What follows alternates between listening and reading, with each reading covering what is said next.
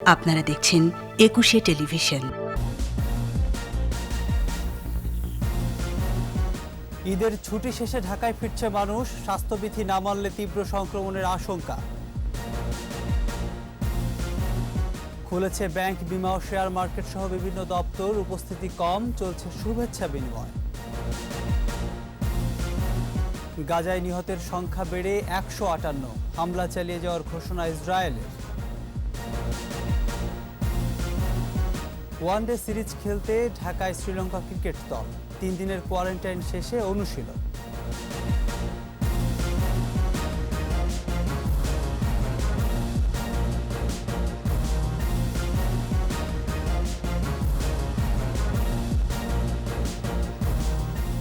শুনছিলেন first security ইসলামী bank limited সংবাদ শিরোনাম। সবাইকে ঈদ উল ফিতরের শুভেচ্ছা, আমন্ত্রণ দুপুর 2টার 21 সংবাদে।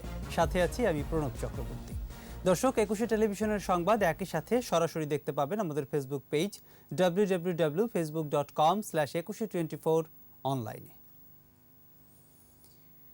দৌলতদিয়া, পাটুরিয়া ও বাংলাবাজার, শিমুলিয়া ফেরিঘাট সহ বিভিন্ন পথে রাজধানীতে ফিরছে নগরবাসী। ঘাটে, মহাসড়কে বাড়ছে যানবাহন ও মানুষের চাপ। আগের মতোই উপস্থিতি স্বাস্থ্যবিধি।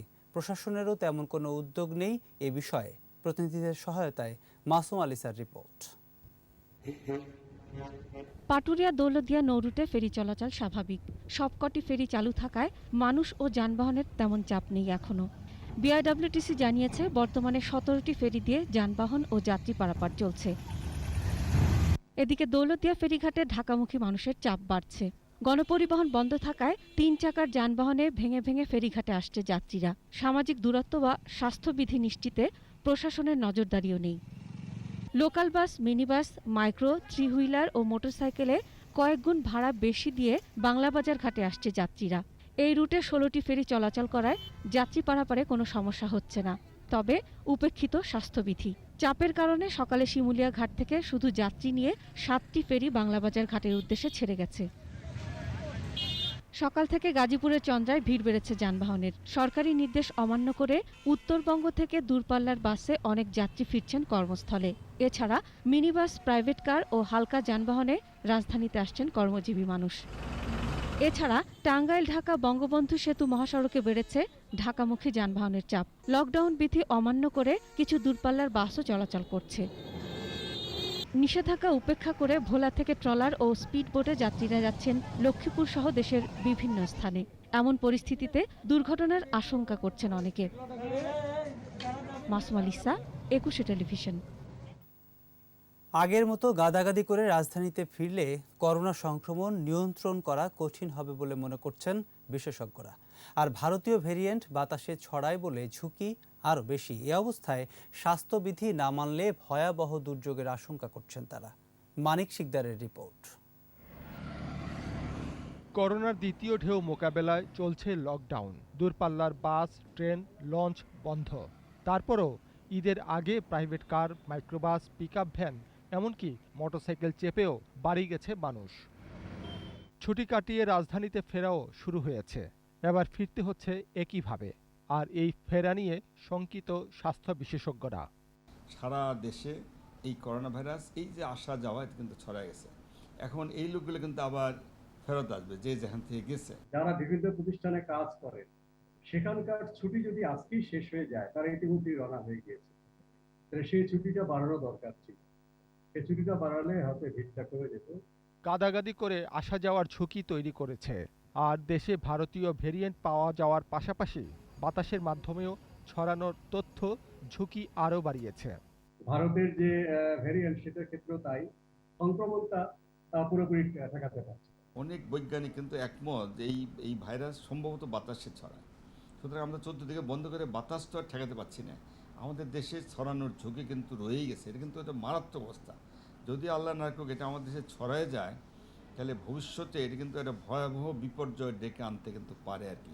এই অবস্থায় স্বাস্থ্যবিধি মেনে চলা ও সচেতনতার বিকল্প আর কিছু নেই বলে মনে করছেন বিশেষজ্ঞরা। মানিক শিকদার, একুশে টেলিভিশন, ঢাকা। করোনার বিধিনিষেধ উপেক্ষা করে প্রিয়জনের সঙ্গে ঈদ ভাগাভাগি করে ঢাকায় ফিরছে মানুষ। সকাল থেকেই রাজধানীর গাবতলী, আবদুল্লাপুর, যাত্রাবাড়ি এলাকায় ছিল ভিড়। দূরপাল্লার গণপরিবহন বন্ধ থাকায় লোকাল বাস সহ যে যেভাবে পারছেন ফিরছেন রাজধানীতে। গাবতলী এলাকায় আন্তজেলা বাস ঢুকতে দেয়া হচ্ছে না, আটকে দেয়া হচ্ছে চেকপোস্টে। আর এই কারণে আমিনবাজার থেকে কয়েক কিলোমিটার এলাকায় দেখা দিয়েছে যানজট।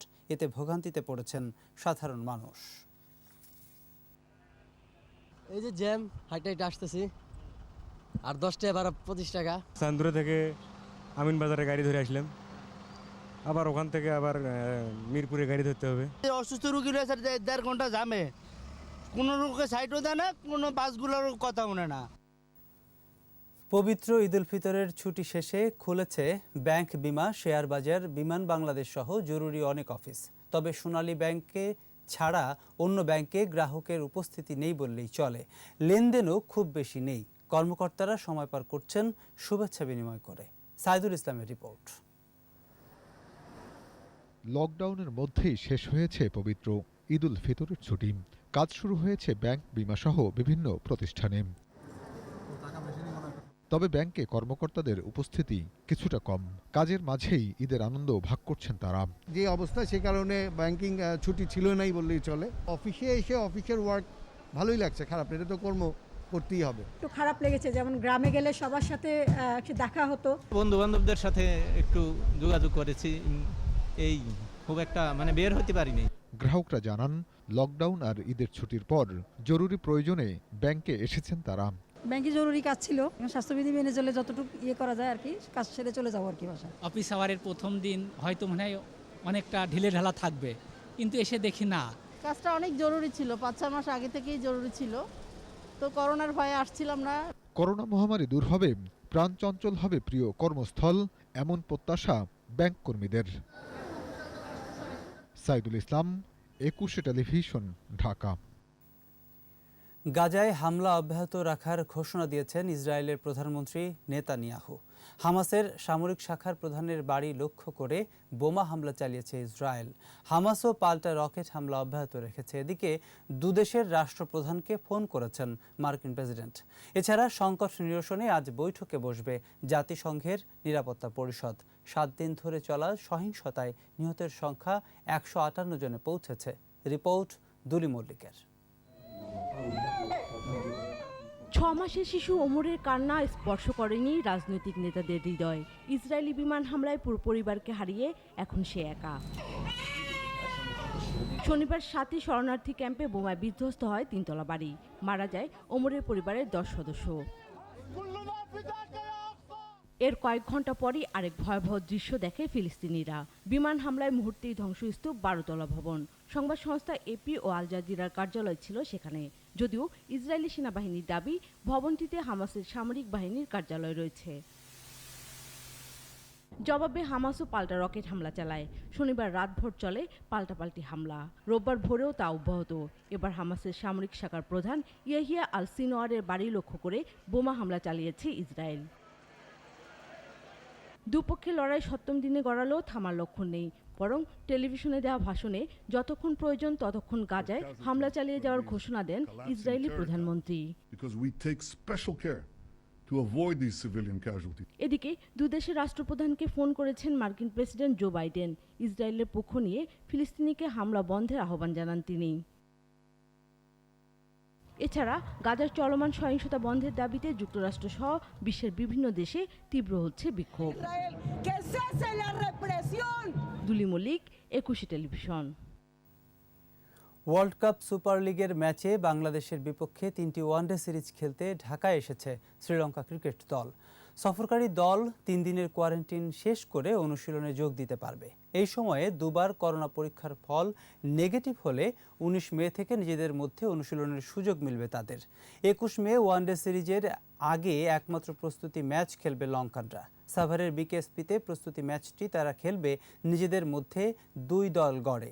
এরপর একদিন অনুশীলন শেষে 23 মে প্রথম ম্যাচে মাঠে নামবে তারা। 25 ও 28 মে হবে সিরিজের বাকি 2টি ম্যাচ। সবকটি ম্যাচই হবে মিরপুর শেরেবাংলা ক্রিকেট স্টেডিয়ামে।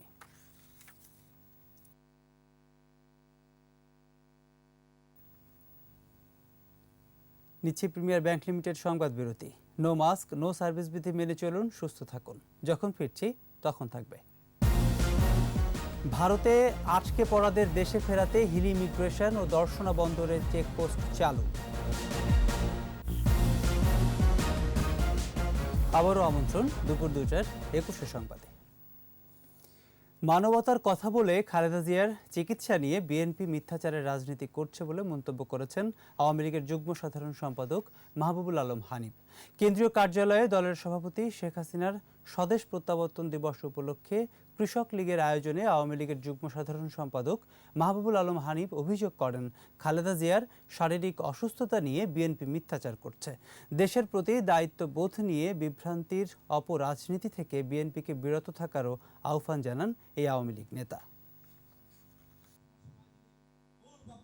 এরা কোনো আইনে চলে নাই, আইনের বিধান নেই, তারপরও বেগম খালেদার প্রতি মানবিকতার কারণে তাকে এই সুযোগটা করে দেওয়া হয়েছিল।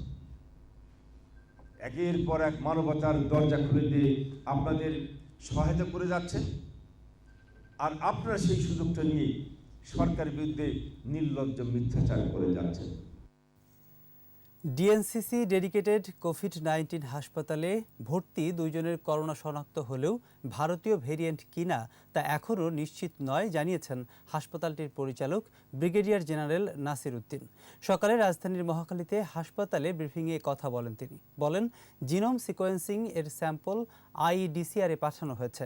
সিকোয়েন্সিং শেষে জানা যাবে 2 রোগী ভারতীয় ভেরিয়েন্টে আক্রান্ত কিনা। তবে তাদের শারীরিক অবস্থা ভালো।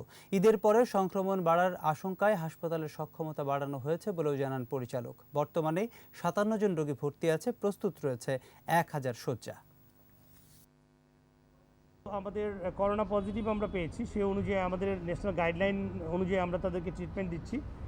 আর এটার জন্য আপনারা জানেন যে এটার জন্য জেনোম সিকোয়েন্সিং করতে হবে, তো সেটি আইডিসিআর এটি তারাই করবেন।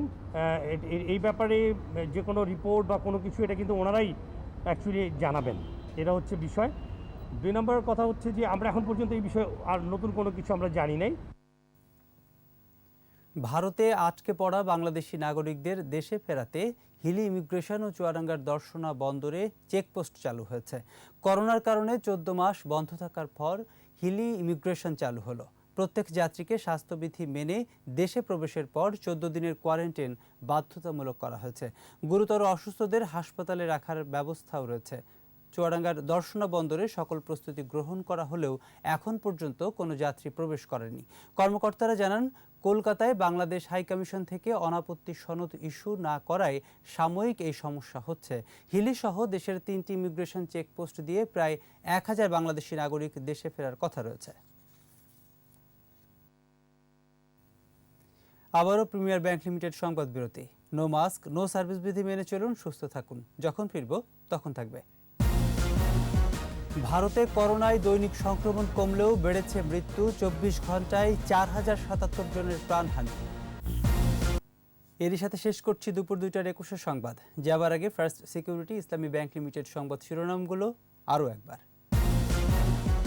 ঈদের ছুটি শেষে ঢাকায় ফিরছে মানুষ, স্বাস্থ্যবিধি না মানলে তীব্র সংক্রমণের আশঙ্কা। খুলেছে ব্যাংক, বিমা ও শেয়ার মার্কেট সহ বিভিন্ন দপ্তর, উপস্থিতি কম, চলছে শুভেচ্ছা বিনিময়। গাজায় নিহতের সংখ্যা বেড়ে 158, হামলা চালিয়ে যাওয়ার ঘোষণা ইসরায়েলের। ওয়ানডে সিরিজ খেলতে ঢাকায় শ্রীলঙ্কা ক্রিকেট দল, 3 দিনের কোয়ারেন্টাইন শেষে অনুশীলন।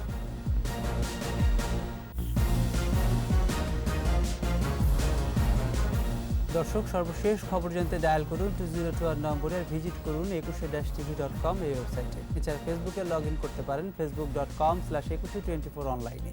এতক্ষণ সাথে থাকার জন্য ধন্যবাদ। বিকেল 4টায় 21 দেশের সংবাদ দেখার আমন্ত্রণ রইল।